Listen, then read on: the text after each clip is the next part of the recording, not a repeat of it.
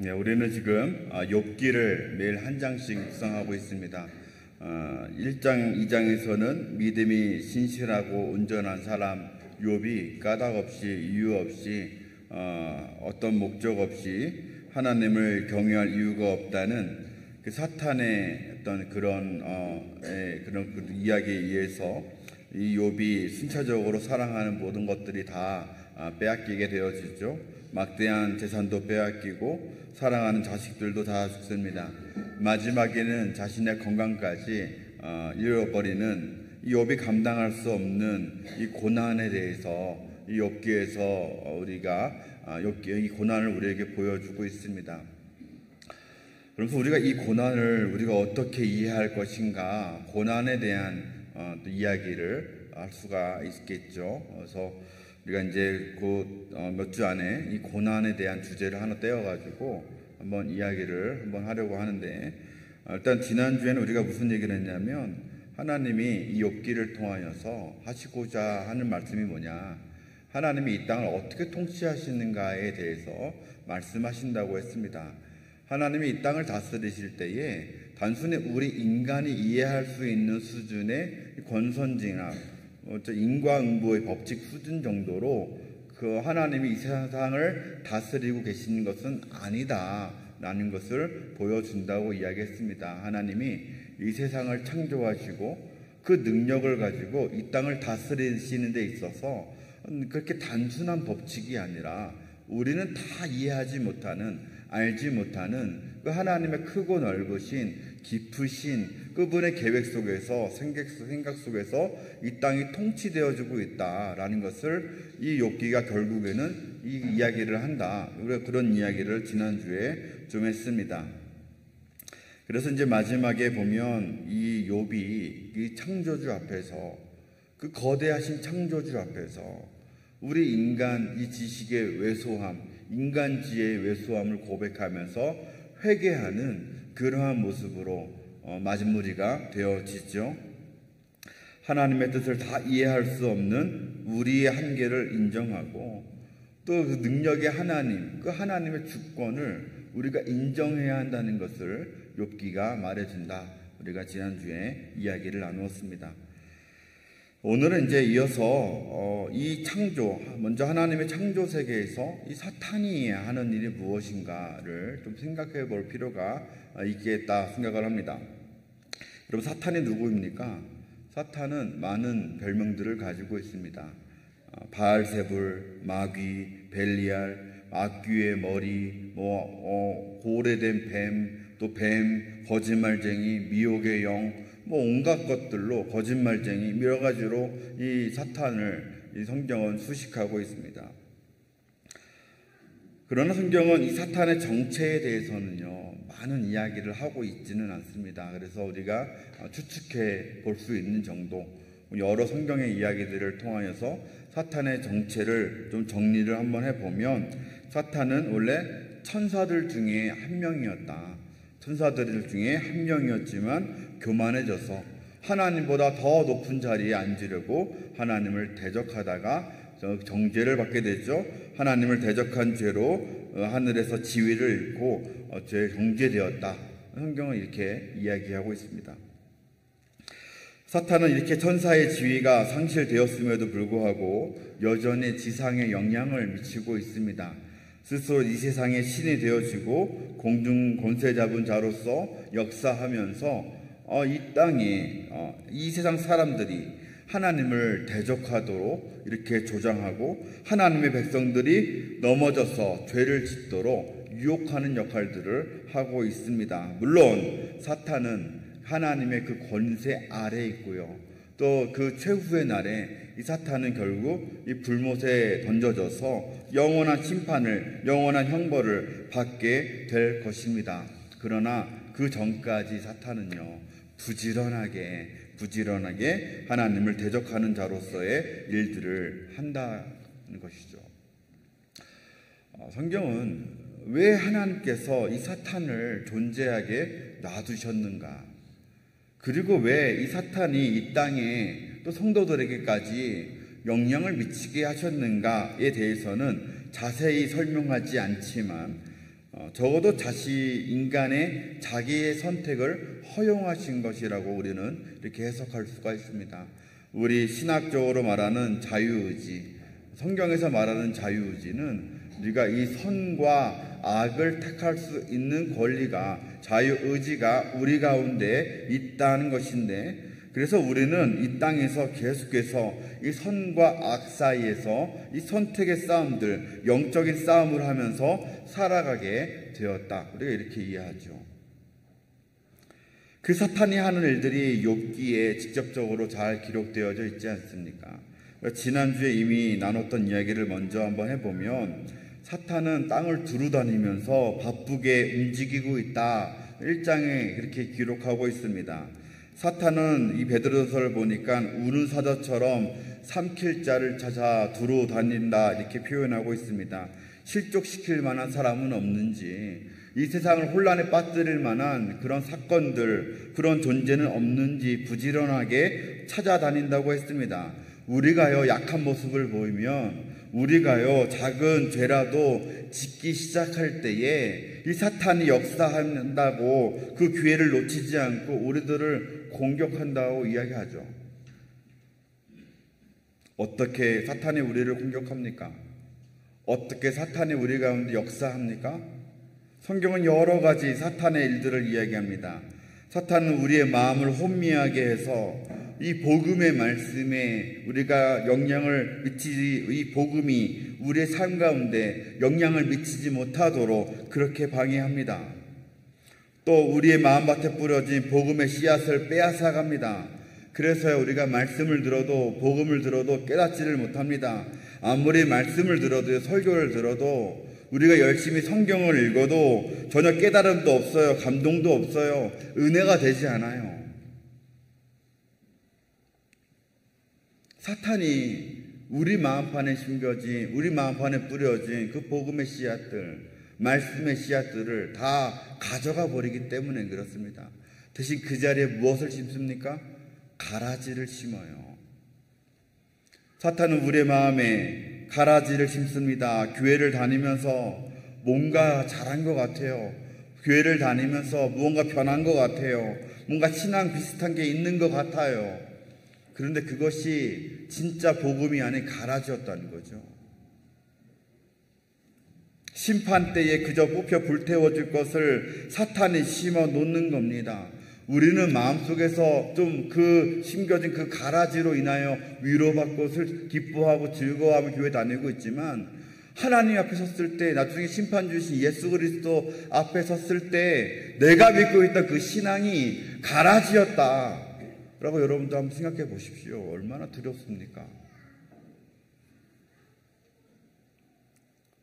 사탄은 또한 하나님의 일을 방해합니다. 바울이 데살로니가 교회를 방문하고자 했을 때 사탄이 바울의 일행을 막았다라고 기록하고 있습니다. 하나님의 바른 복음들이 선포될 기회를 사탄이 방해하고 있는 거예요. 선교지에 또 우리가 살아가고 있는 이 삶의 터전 가운데 복음이 전해지는 귀한 사역들을 감당해야 되는데 그 일을 누가 방해한다고요? 사탄이 지금도 열심히 방해하며 다니고 있다라는 것이죠. 사탄은 또한 하나님의 백성이 죄를 범하도록 시험하고 있습니다. 40일 동안 금식하면서 기도하셨던 그 예수님을 찾아가서요, 그 예수님을 시험했던 존재가 사탄 아닙니까? 그 안목의 정욕, 육신의 정욕을 자극하면서 그것으로 예수님을 유혹하지 않았습니까? 예수님조차도 이 시험하는데 우리들에게는 오죽하겠냐고요. 40일 동안 금식해서 성령이 충만할 때에 오히려 사단은 우는 사자처럼 쫓아와서 우리를 방해하고 유혹하는 존재가 바로 사탄이라고 성경은 이야기하고 있습니다. 또한 사탄은 하나님의 말씀을 왜곡합니다. 하나님의 말씀을 엉뚱하게 받아들이도록 합니다. 아담과 하와를 넘어뜨린 방법이 하나님의 말씀을 왜곡하는 건 아니었습니까? 그것으로 인하여서 우리가 죄를 짓게 만들어요. 또한 사탄은 다른 교훈을 전하고 세상의 것들을 몰두하게 만든다. 성경은 이야기합니다. 이단들이 하는 일이죠. 우리의 관심들을 또 바꾸어 놓는 역할을 사단이 하고 있습니다. 우리가 말씀을 보는 것보다 세상을 바라보는 것이 더 즐겁고, 우리가 신앙생활을 하는 것보다 세상에서 살아가는 것이 너무나 기쁘고 즐겁게 만드는 것이 사탄의 역할입니다. 우리가요, 밖에서 놀 때, 우리가 유튜브로 영화를 보던 영상을 볼 때 시간이 그렇게 잘 가는데, 여러분들 말씀 읽을 때 보세요. 얼마나 시간이 안 갑니까? 말씀 한 장 읽는 것이 그렇게 어렵게 느껴지는데요, 세상에서 하는 것들은 다 즐거워요. 시간이 너무나 모자랄 정도로 그 즐거워요. 사탄이 하는 일이라고 성경은 이야기하고 있습니다. 사탄은 그리스도의 몸된 교회를 핍박합니다.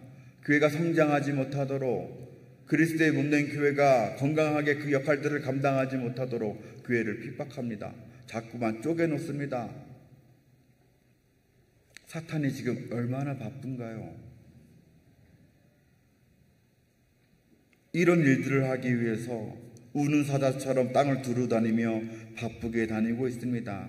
기회를 보면서 우리의 삶, 여러분들의 삶을 지켜보면서 기회를 노리고 있는 것이 사탄이라고 성경은 이야기하고 있어요. 또한 사탄은 지난주 욥기 본문에서 어떤 일을 했습니까?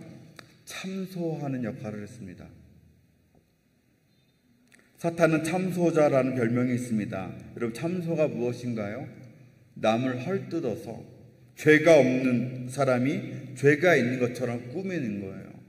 높은 사람한테 이 사람은 죄가 있습니다 라고 고하여 바치는 것이 바로 참소인데, 성경은 이 마귀가, 사탄이 참소자라고 이야기합니다. 하나님과 우리 인간 사이를, 하나님과 성도 사이를 이간질하는 그러한 행동을 이 마귀가 하고 있어요. 사탄은 당신의 백성을 하나님 앞에서 모함합니다. 사탄이 욥에 대해서 하나님 앞에서 어떻게 참소했습니까? 하나님, 욥이 당신을 정말로 경외하는 줄 아십니까? 하나님, 욥이 당신을 정말로 사랑하는 줄 아십니까? 욥이 지금 당신을 사랑하는 척하는 이유는 당신이 재물도 주셨고 자식도 주셨고 건강도 주셨고 하나님이 지키고 보호하시니까, 그래서 하나님을 경외하는 척하는 거 아닙니까? 사람이 까닭 없이, 이유 없이, 목적 없이 하나님을 경외할 만한 사람이 어디 있습니까? 욥도 마찬가지로 욥이 가진 모든 것들을 다 빼앗긴다면 욥은 하나님을 경외하지 않을 것입니다. 사탄이 욥을 참소하고 있어요.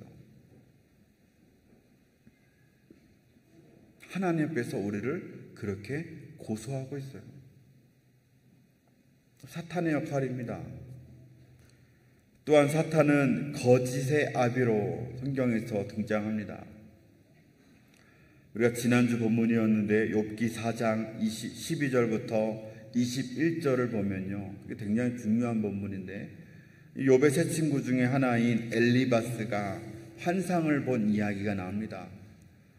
엘리바스가 이때 체험한 환상을 하나님이 주신 것이라고 굳게 믿고 그것을 자신의 주장을 뒷받침할 근거로 사용하거든요. 자신의 영적인 이 체험을 내세워서 자신의 주장에 신적 권위를 부여하는 거예요.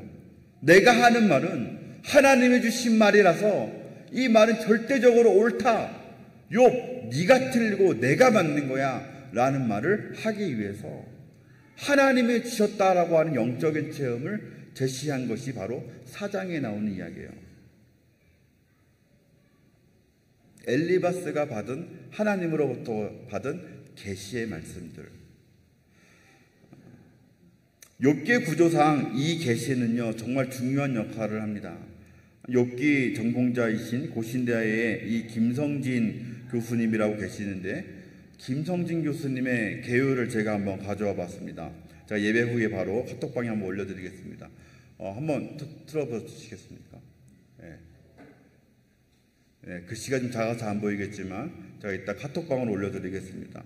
욥기는 지금 앞에 여러분들 보시는 것처럼 교차대구법이라는 이러한 문학적 기법을 사용하여서 이 구조를 이루고 있습니다. 이 교차대구법이라는 것은 무엇이냐면 서로 대비되는 것, 대조되는 것들을 이렇게 놓으면서 어느 것이 옳은가를 보여주고요. 강조점이 어디에 있는가를 쉽게 깨달을 수 있도록 하는 문학적 기법이 바로 이 교차대구법입니다. 이 앞에 보이는 특히 계율을 보면요, 1장, 2장에서 이 욥의 고난이 나오죠. 이 욥의 고난과 대비되는 것은 무엇이냐면 마지막 이 41장에 나오는 욥의 회복이에요. 이런 식으로 위와 아래가 이렇게 하나씩 이제 대비가 되고 있다는 것이죠. 또 3장을 보면 B라고 되어 있는데 B 3장을 보면 욥이 자신의 이 생일을 저주하고 있는데 그러나 이제 맨 아래 이 B 다시가 나오죠. 42장을 다시 보면 욥이 새 친구를 위해서 축복하는 장면이 서로 대비되어져서 나오고 있는 것을 우리가 볼 수 있습니다. 그러고 나서 중요한 대조가 어디 나오냐면 바로 아까 말했던 4장에 나오는 엘리바스가 받은 계시예요. 엘리바스가 받은 계시가 이 38장부터 나오는 욥이 받은 계시랑 이렇게 서로 대비를 이루면서 기록되어져 있어요. 자, 앞에 나오는 A, B, C는 부정적인 것들이죠. 해결되지 않는 것들이에요. 문제의 것들입니다. 그러나 C 다시, B 다시, A 다시 내려갈수록 무엇이에요? 일이 해결되어집니다. 어느 것이 바른 것인가, 무엇이 옳은 것인가가 그 뒤에 하나씩 대비되어져서 나오고 있어요. 그러니까 이제 어떻게 비교가 되는 거냐면 B-에 나오는 C- 끝에 나오는 욥이 하나님으로부터 받은 계시는 진짜 계시예요. 이것은요 진리예요. 이것이 우리의 이 욥이 말하고자 하는, 욥기가 말하고자 하는 핵심이 바로 저기에 있는 거예요. 욥이 받은 계시에 있는 거예요. 그러면 반대로 저 C-에 있는 엘리바스가 받은 계시는 그럼 무엇입니까? 가짜죠. 저 계시는 문제가 있는 계시예요. 엘리바스가 저 계시를 가지고 자신의 논리를 쭉 펴가거든요. 엘리바스 외에 다른 세 친구들도 다 저 계시를 근거로 하여서 자신의 주장을 이야기하는데 그들이 근거하고 있는 저 계시가 거짓이라는 거예요. 잘못되었다는 거죠. 김성진 교수님은 이 엘리바스가 본 계시, 이 환상이 하나님이 주신 것이 아니라 사탄이 준 것이다 라고 이렇게 해석합니다. 엘리바스는 자신이 받은 환상이 하나님이 주신 환상으로 확신하고 있어요. 그러나 사실은 사탄이 거짓의 영으로, 미혹의 영으로 엘리바스에게 나타나서 거짓 계시를, 거짓 환상을 주었다는 겁니다. 그 근거가 참 많습니다. 1장에서 보면 1장에서 욥을 신뢰하신 그 하나님의 그 말씀과 그 뉘앙스가 이 엘리바스가 받은 뉘앙스랑 받은 계시의 뉘앙스가 다 서로 다른 거예요. 그렇지 않습니까? 하나님은 이 욥에 대해서 긍정적으로 이야기하셨어요. 욥은 온전한 사람이라고 평가하셨어요. 근데 엘리바스가 받은 계시를 보면 뭐라고 하냐면 인간 중에는 그럴 수 있는 사람이 없다라고 이야기하는 거예요. 자, 그러면 하나님이 한 입 가지고 두 말 하시는 잘못된 분이십니까? 그렇지 않죠. 둘 중에 하나가 진짜라는 이야기예요. 욥기 전체가 하고자 하는 이야기는 무엇이에요? 사람의 죄인은 맞아요. 그런데 그 죄 때문에 벌받는 것은 아니라는 거잖아요. 그 죄 때문에만 고난받는 것은 아니라고 이야기하는 거 아닙니까? 우리 인간이 충분히 온전해질 수 있다라고 이야기하는 거 아닙니까? 우리가 고난 중에서도 인간이 하나님을 경외할 수 있다라고 하나님이 가르치시는 거 아닙니까? 엘리바스의 환상은 지금 이런 하나님의 생각과 분명히 충돌을 이루고 있습니다. 나중에 욥에게 직접 나타나셔서 계시하셨던 38장 이후에 이 메시지와도 굉장히 많이 상충되어져요. 또 엘리바스가 이 하나님의 계시를 받는 과정에서 표현들이 있는데 이런 표현들이 있어요. 몸에 털이 쭉 펴서는 것 같았다. 두려움과 떨림에 뼈마디가 흔들렸다라고 표현되어지는데 이것은 고대 근동에서 악령과 접신할 때 사용되는 그런 표현이더라는 거죠. 굉장히 부정적으로 하나님과의 만남을 굉장히 부정적인 표현으로 나타내고 있어요. 또한 이 계시의 존재가, 이 엘리바스에게 계시를 준 존재가 스스로 난 하나님이다, 난 천사다, 이런 식으로 자신의 정체를 밝히지 않아요. 밝히지 않고 오히려 어두운 정죄의 메시지만 마구 쏟아낸 점을 다 볼 때 이런 여러 가지 이유를 들어서 엘리바스가 받은 환상은 진짜 하나님이 주신 환상이 아니라 사탄이 준 것이다 라고 이 김성진 교수님이 해석하는 것을 제가 보았습니다. 물론 조금 더 전통적인 해석 방식은 무엇이냐면 이 말씀 또한 하나님이 주신 메시지라는 거예요. 하나님이 주신 메시지는 맞으나 그러나 사탄이 그것을 잘못 이용하게 했다는 거죠. 하나님이 욥을 향해서 주신 메시지가 전혀 아니고 그 때가 아니고 그 상황이 아닐 때 주신 거를 이 엘리바스가 자신을 위해서 자신의 영적 체험을 이용하도록 이 사탄이 이 영적 경험들을 이용했다라고 하는 것이 어떻게 보면 또 전통적인 해석입니다. 거짓의 아비 사탄이, 미혹의 영인 사탄이 이러한 신비한 체험들을 이용할 수 있다는 거예요. 하나님은 우리에게 다양한 영적 경험을 허락해 주십니다. 하나님은 여러 가지 모양으로 우리에게 말하실 수 있는 능력이 분명히 있으신 분입니다. 그런 영적인 체험으로 말미암아서요, 우리의 믿음이 자라기도 하고 하나님의 말씀을 확신하게 되기도 하고 그런 하나님께 주신 영적인 강력한 경험으로 말미암아 우리의 삶이 180도 바뀌는 놀라운 일들도 일어나기도 합니다. 그로 인하여서 우리는 더욱더 겸손해지고 교회 공동체를 향한 사랑의 마음들이 마구 일어나게 되어져요. 분명히 하나님이 주시는 영적인 체험은 분명히 있습니다. 그러나 우리가 그런 영적인 체험을 한 이후에 그것이 정말 하나님이 주신 것인가? 그리고 하나님이 어떤 목적으로 이걸 주신 것인가? 우리가 열심히 분별해야 되는, 우리가 그것을 바르게 해석해야 되는, 그것을 검증해야 되는 이유가 있는데 그것이 뭐라고요? 바로 사탄 마귀가 그것을 이용하기 때문에 그렇다는 거예요. 가끔 성도님들 중에서 자신의 주장을 관철하기 위해서 이런 영적인 체험들을, 영적인 것들을 가지고 주장하시는 분들이 있습니다. 제가 사역할 때 가장 부담스러운 분들이 바로 이런 분들인데, 꿈으로 뭘 봤다고 이야기하시고 영적인 무언가가 보인다고, 목사님 눈을 보니까 뭐가 보인다고 하시는 그런 권사님들을 만나면 참 부담스럽습니다.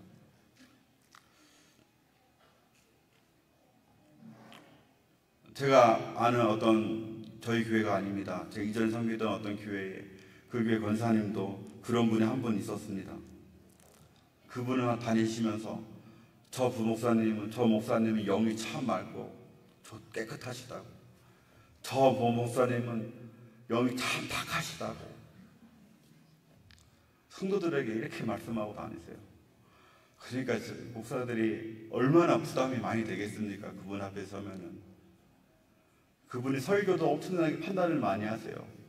저분의 설교에 능력이 없다고, 저분의 설교에는 뭐 은혜가 있다고 이러면서 굉장히 영적인 평가들을 막 하시는 분들이 있어요. 자기는 꿈에서 뭘 보인다고도 이야기하시고. 잘 들어보면, 근데 그분은 이제 저희 교구여가지고, 제 담당하는 교구의 권사님이어가지고 그런 일들을 좀 대화도 많이 나누고 했었는데, 제가 잘 들어보니까 그분이 영이 맑다고 하는 목사님들은 다 친한 목사님들이에요. 영이 탁하다 하시는 분들은 자기가 원하는 무엇을 안 해주신 목사님들은 다 영혼 탁한 분이에요. 저는 영혼이 탁한 목사였겠습니까? 맑은 목사였겠습니까? 처음엔 탁한 목사로 시작했어요. 정말 얼마나 낙심이 되는지요. 나중에 알고 보니까 이분이 이제 저희가 대구에서 사역할 때였는데 먼 곳에서 이제 자녀들이 결혼식이 있었단 말이에요. 그런데 이제 운전을 좀 거기까지 저보고 해달라고, 대구에 서울까지 차량 봉고차 운행을 좀 해달라, 토요일 날이었는데 해달라는 부탁을 저한테 하지 않고 저희 담당 교구 전도사님한테 그 얘기를 했는데, 그 전도사님이 그걸 안 된다고 이야기를 하신 거예요. 그랬더니 전 몰랐어요. 처음엔 그 사실을 못 들었는데, 그랬더니 그 권사님이 그것 때문에 마음이 상하셔가지고 거의 1년에 가깝게 저한테 저 목사님 설교도 못하고, 저 목사님 영혼도 탁하고, 저 목사님은 제가요 1년 동안 얼마나 마음이 막 상하고 힘들었는지요. 근데 1년이 지나고 제가 그 권사님을 좀 크게 도와드릴 수 있는 기회가 있어서 열심히 한번 섬겨드렸어요. 제 영혼이 맑아졌습니다. 우리 목사님이 설교가 최고라고, 저 목사님이 영혼이 참 맑으시다고, 딱 보면 알 수 있지 않냐고 사람들한테 이렇게 말하고 다니세요.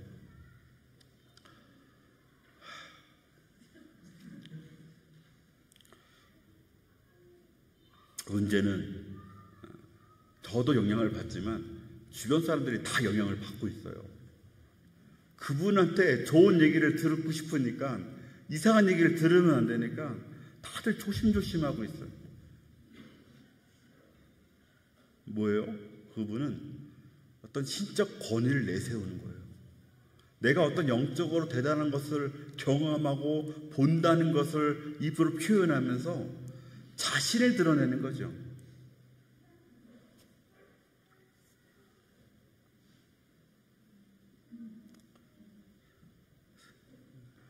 그분이 사탄의 영향을 받았다 이렇게 평가하고 싶지는 않지만 사탄이 그런 방식으로 많이 일합니다.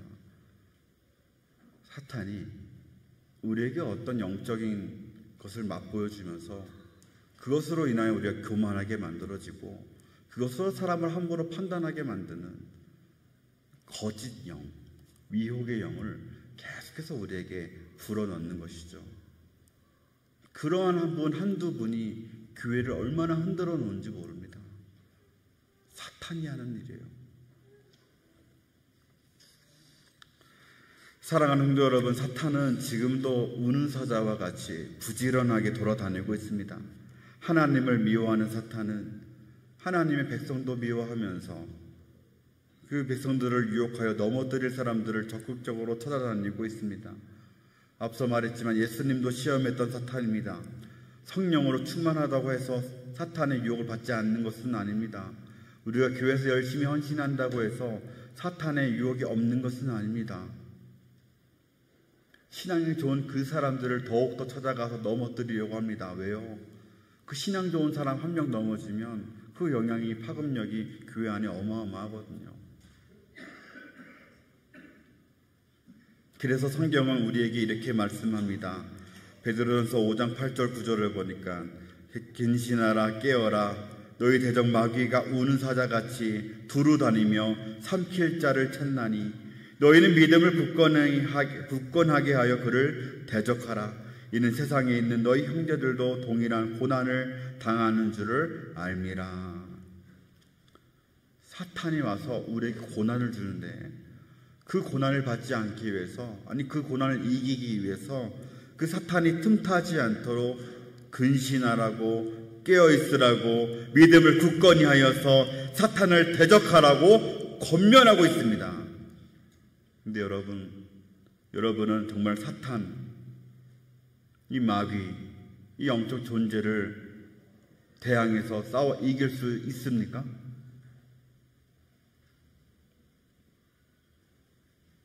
여러분들은 이 마귀와 싸워서 이길 수 있는 자신이 있습니까?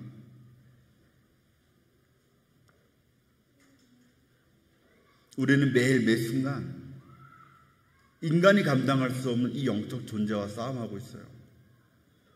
혈과 육이 감당할 수 없는 존재와 싸움을 하고 있어요. 우리가 이 사탄을 어떻게 이길 수 있겠습니까? 에베소서에서 바울이 그 방법을 분명하게 제시합니다. 우리가 잘 아는 말씀, 에베소서 6장 10절부터 13절까지의 말씀을 다 같이 한 목소리로 한번 읽어보도록 하겠습니다. 시작.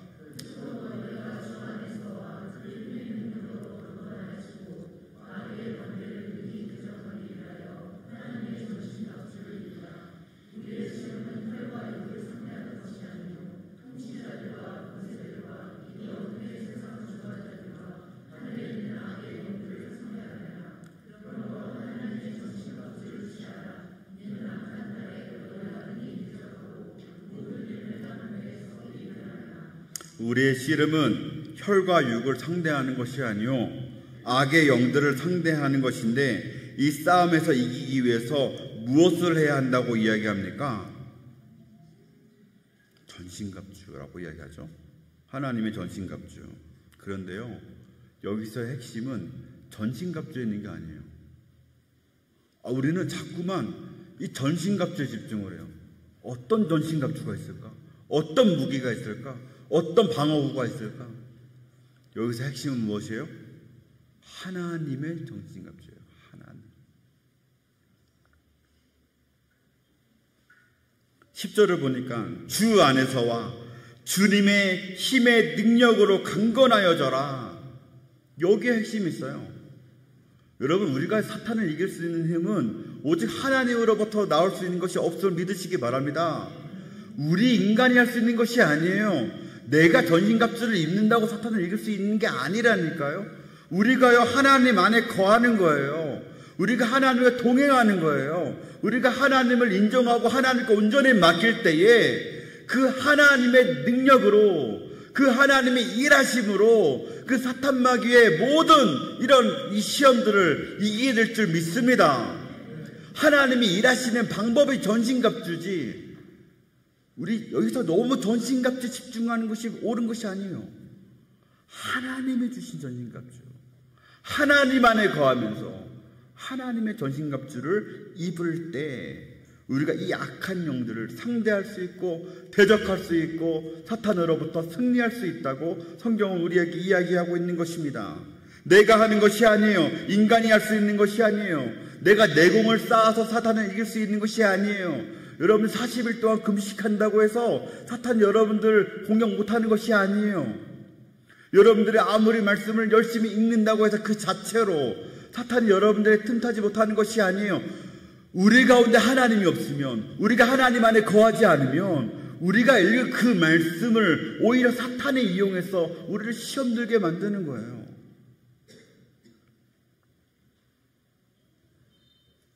하나님이 이기게 하십니다.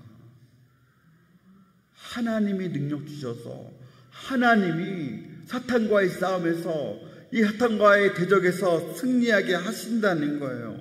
하나님이 그 싸움에서 승리하게 하시는데 도구로서 전신갑주가 있는 거예요. 말씀이 있는 거예요. 무기로서 말씀을 주셨지만 핵심은 누구의 말씀이에요? 하나님의 말씀.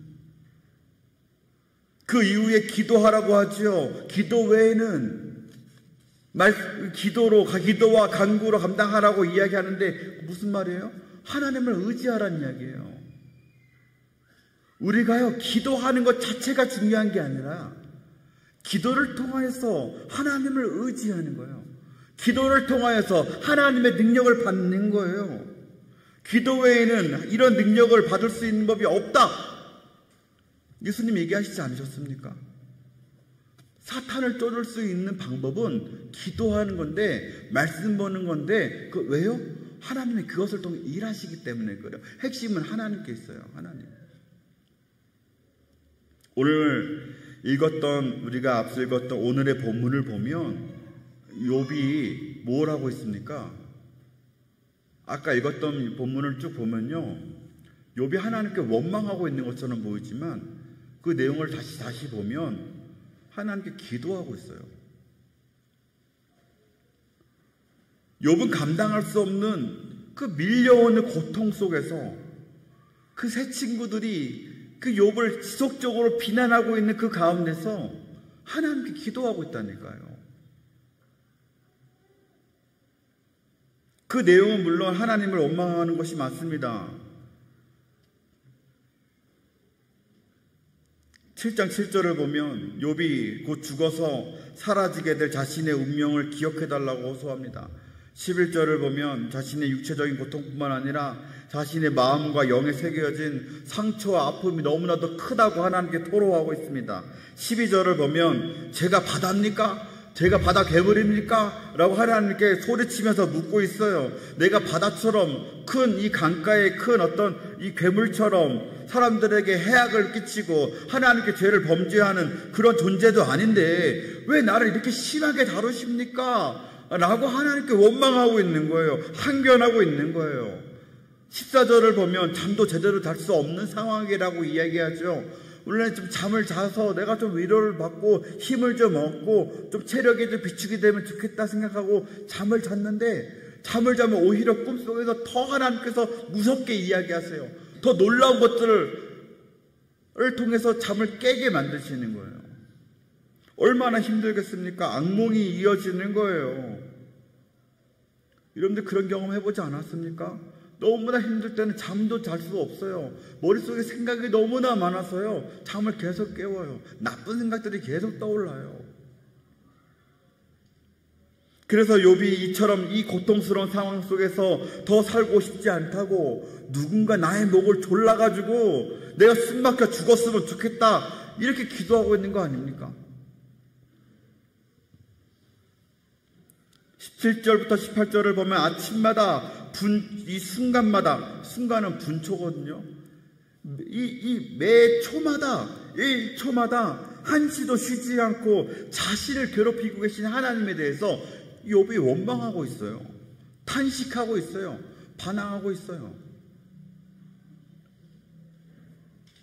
그러나 그럼에도 불구하고 욥이 무엇을 하고 있습니까?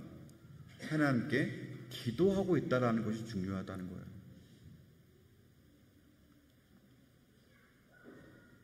하나님을 원망하고 있지만 하나님 앞에서 탄식하고 있지만 그러나 욥의 기도는 자신의 답답한 심경을 탄식하는 것이고 이처럼 고통스러운 상황을 하나님께 아뢰면서 지금도 침묵하시는 하나님께 구원을 베풀어 주시기를 호소하는 간구하는 철저한 처절한 그런 몸부림이라고 할 수가 있지 않겠습니까? 여러분, 이 기도에서 여러분들은 무엇이 보입니까? 하나님을 향한 욥의 믿음이에요. 욥은 여전히 하나님을 굳건히 믿고 있습니다. 하나님을 원망하면서도 그 하나님이 자신의 주인임을 믿고 있어요. 하나님이 창조주이심을 믿고 있어요. 하나님이 여전히 이 땅을 다스리고 계심을 믿고 있어요. 하나님이 지금도 그 밤의 꿈을 통해서 환상을 통해서 일하시는 분이심을 믿고 있다고요. 그 믿음이 있으니까 하나님께 토로하는 거예요. 그 믿음이 있으니까 하나님께 나아가는 거예요. 하나님을 의지하고 있는 욥.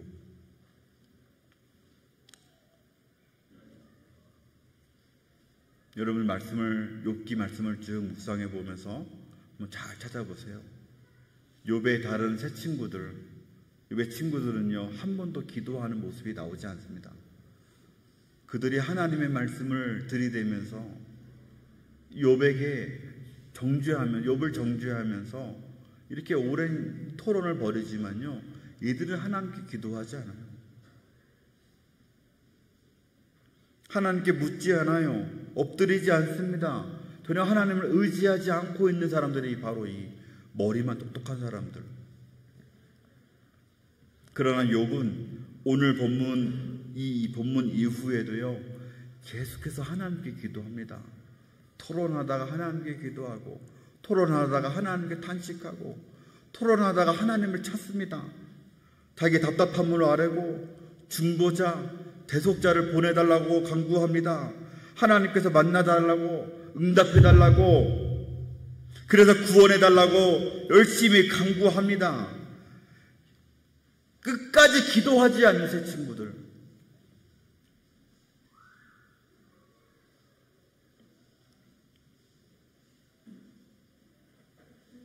반대로 하나님께 계속해서 원망하면서 탄식하는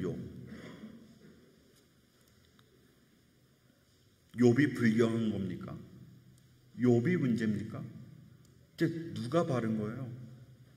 하나님께 기도하는 욥, 어찌 되었든 하나님을 놓치지 않는 욥이 바른 것 아니겠습니까?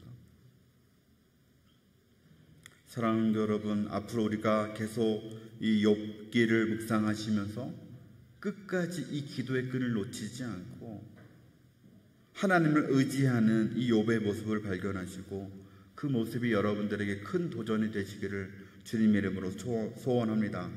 그것이 결국에 이 욥의 하나님께 기도한 이 모습이 결국에 얼마나 바른 길이었는지 여러분들 확인하셔야 돼요.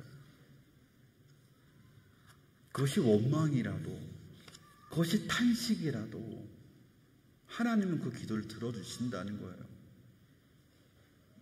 우리는 매일 치열한 영적 싸움 속에서요, 믿음을 지키기 위해서 싸움을 하며 살아가고 있습니다. 우리가 그 싸움에서 이기기 위해서는 우리가 하나님만 의지해야 되는데, 하나님의 도우심을 구해야 되는데, 하나님이 일하시는 방법이 바로 이 말씀과 기도라고 이야기했습니다. 하나님의 아들이신, 그래서 그분 자신도 하나님이신 예수님도 기도하지 않으셨습니까? 땀방울이 핏방울이 될 때까지 기도하셨습니다. 사탄의 시험에 넘어가지 않고 십자가 사명을 온전히 감당할 수 있게 해달라고, 그 능력을 얻기 위해서요, 겟세마네 동산에 올라가서 그렇게 피땀을 흘리며 기도하셨던 예수님 아닙니까? 예수님도 사탄과의 이 영적 싸움에서 승리하기 위해서 기도하셨는데 우리가 어떤 핑계로 기도를 게을리할 수 있겠습니까? 말씀을 마치겠습니다. 오늘 시온 찬양대가 부른 찬양은 욥의 고백이라는 찬양입니다. 욥이 모든 영적인 싸움을 마치고 또 하나님이 주신 그 놀라운 계시를 경험하고, 그래서 결국 그 믿음을 지켜내고 나서 42장 맨 마지막에 욥이 마지막에 했던 말씀, 내가 주님을 봅니다.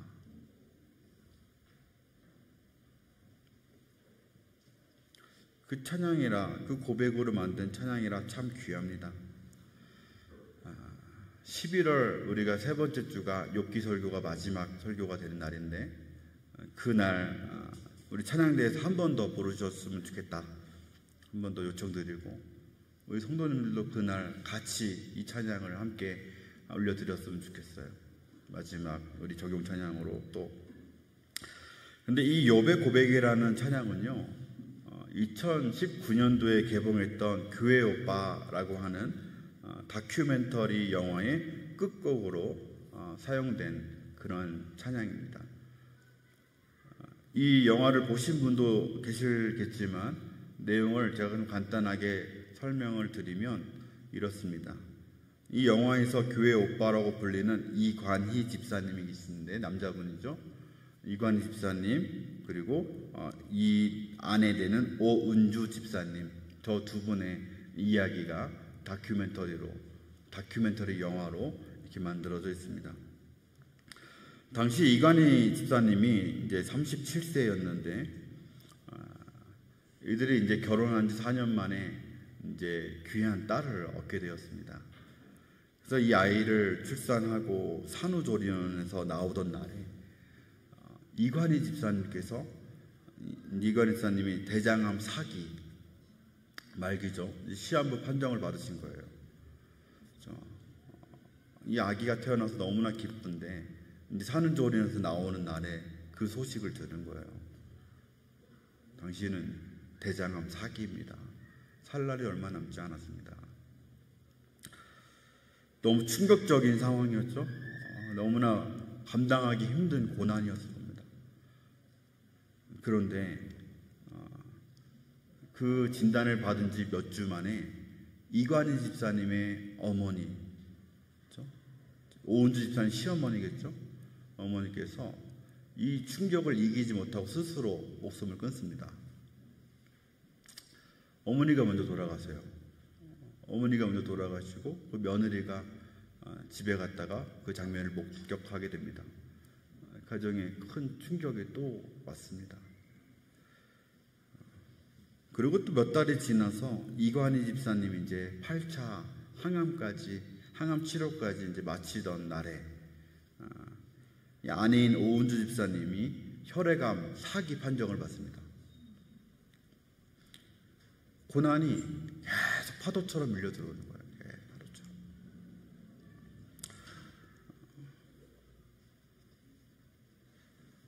이제 교회 오빠라고 하는 이 영화는 이 가정의 투병 과정을 이 부부의 대화를 통해서 담담하게 풀어내고 있는 그러한 영화인데, 이 가정에 계속 닥치는 이 시련들이 마치 욥의 고난과 같아서요. 이 교회 오빠의 이제 부제가 뭐냐면 우리 가까이에 있는 욥이에요. 우리 가까이에 있는 욥, 우리 근처에 있는 욥. 그런데 이제 이관희 집사님과 오은주 집사님이 이 고난을 어떻게 극복해 가는가가 사실은 이 영화의 핵심이 됩니다. 끊임없이 기도해요. 끊임없이 회개하고 또 회개하고, 그리고 자신의 하나님이 우리에게 주신 은혜를 계수해 보면서 하나님을 원망하지 않으려고 애를 써요. 그리고 이 고통스러운 병으로 인해서 자신을 깊게 돌아보게 된 계기를 주신 그것에 대해서 감사하려고 애를 씁니다. 그러면서 계속해서 더욱더 기도의 자리로, 그것이 가정이든 기도의 모임이든 어떤 모임이든지 열심히 기도의 자리로 나아가 기도합니다. 이관희 집사님은 점점점 이제 이 병이 진행이 되면서 통증이 아주 심해지는데, 그런데 이제 그 통증 주사죠. 통증을 줄여준 진통제죠. 몰핀을 맞으면 좀 괜찮아지는데, 몰핀을 맞아도 병이 호전되는 것은 아니고 오히려 정신이 몽롱해져서 말씀을 읽을 수가 없다라고 해서 이 몰핀을 맞지 않고 이 진통제 투약을 거부하고 말씀을 마지막까지 열심히 읽어냅니다. 그리고 그 마지막 순간까지 그 누구도 원망하지 않고 하나님에 대한 사랑, 하나님에 대한 믿음을 지켜내죠.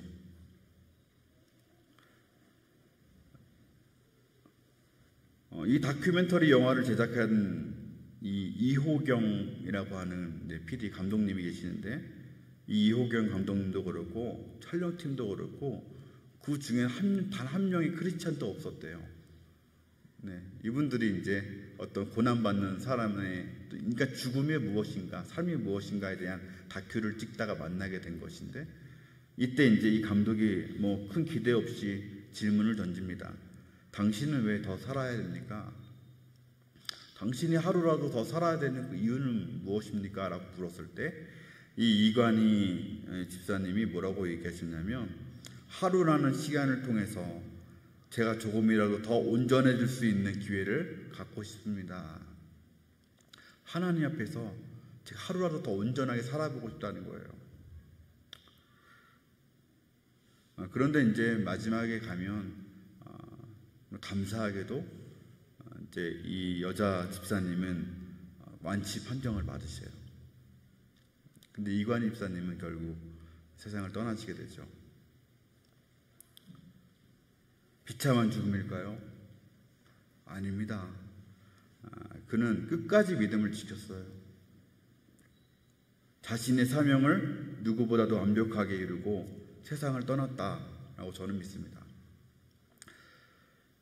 이과 관련된 이야기가 책으로도 나오고 유튜브로도 여러 관련된 이야기가 참 많이 나와 있는데 기회가 되면 욥기 묵상이 끝나기 전에 또 교회 다 같이 한번 이 영화를 같이 한번 보면 좋겠다, 이런 생각을 한번 해봅니다. 오늘은 사탄에 대한 이야기로 시작을 했습니다. 영적인 전쟁. 이야기를 길게 했지만 사실 하고 싶은 핵심이 뭐냐면 하나님을 의지해야 한다는 거예요. 왜 기도하지 않습니까, 여러분? 왜 말씀 보지 않습니까? 왜 하나님 대신에 다른 것들을 의지합니까? 왜 하나님을 바라보기보다는 다른 것들을 바라보고 그것들을 향해 가고 있습니까? 하나님의 말씀을 의지하고 기도로 하나님께 나아가야 이 헤어날 길 없는 이 고난 속에서, 처절한 영적 싸움 속에서 우리를 넘어뜨리려고 하는 이 우는 사자처럼 두루다니는 사탄으로부터 우리를 지킬 수 있는 것 아니겠습니까? 사랑하는 여러분, 욥과 같이 이관희 집사님과 같이 말씀과 기도로 어떠한 상황에서도 그것이 비록 탄식이고 원망이라 할지라도 우리 하나님께 기도로 나아감으로 인하여서, 말씀을 붙듦으로 인하여서 그분만 의지하면서 이 치열한 영적 싸움에서 승리하는 저와 여러분 되시기를 주님의 이름으로 간절히 축원합니다.